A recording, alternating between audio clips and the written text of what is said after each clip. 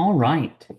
This is going to be a custom video to share a synesthesia update to manage and create custom permissions for clinical coordinators.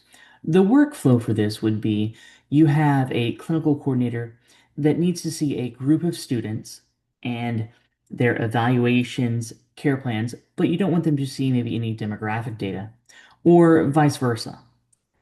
You're able to assign these students to the coordinator, and that will be the only students that they can see and view.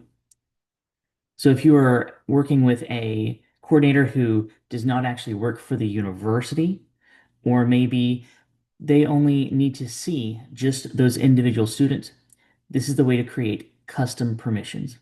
The first thing you will do is you'll log into Synesthesia and you will click on Settings. Now you're logging in as your system or organization admin.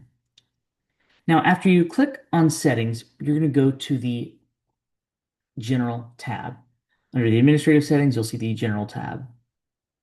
You will scroll down to Coordinator Permissions. This is where you're going to be able to manage the permissions that clinical coordinators have within the application. So we have 5 permissions that you can disable or enable. We have case logs, care plans, evaluations, student documentation, and surveys. Now, after you select your specific permissions,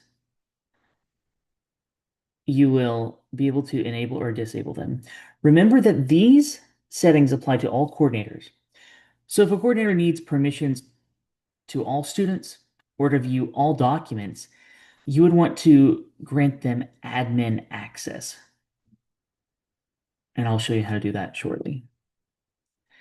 Now, from the settings page at the top, you're going to click now on admin users. This is where you're going to locate and find the clinical coordinator that you wish to assign students to and click on their name. Now, remember how I said earlier, if someone needs access to all information, you would grant them admin access. This is where you can change the user type to where they would be a school admin versus a clinical coordinator. But for this specifically, we're talking about clinical coordinators.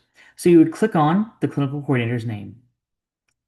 Now here, you're going to see the user details of that coordinator, and below you're going to see student oversight.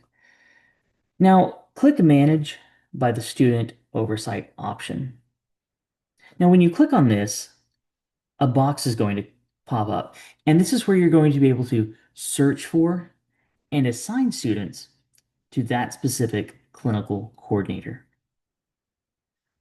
So as you start typing, you're going to be able to select your students individually, and after you select them, there's going to be a little trash can icon. So to delete a student coordinator, excuse me, to delete a student from coordinator oversight, simply click the trash icon. That's it. You are finished. You've now assigned custom student oversight to a clinical coordinator. If you have any questions, please let me know. We're excited to bring this new feature to our users to make the workflow easier and to give you better control over what your clinical coordinators see and to enable them access to student evaluations, care plans, case logs, anything that they need to see to make the learning experience better. Thank you very much.